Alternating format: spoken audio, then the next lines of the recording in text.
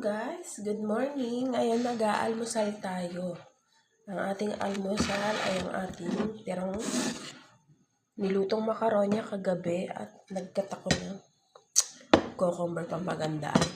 Siya ang ating pamalakasang kopi. Lalagyan tayo ng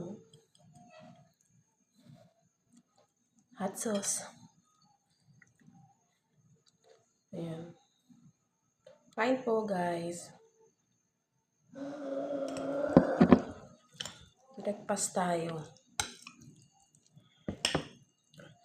Natapos na ako sa kalahating bahay at saka dun sa hiniga ng mga alaga ko. Saka sa may tulog pang isa. Tapos fresh na tayo. Parang totoo nga guys na nakakaputi yung yung gloves, yung pangsahog sa mga Nagpakulo ako nun kasi ninapahit ko na parang nararamdaman ko at nakikita ko sa face ko na pumupusyaw-pusyaw na.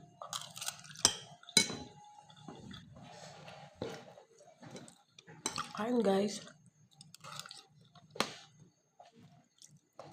Mga bandang 11 magsisimula na ako magluto ng tanghalian.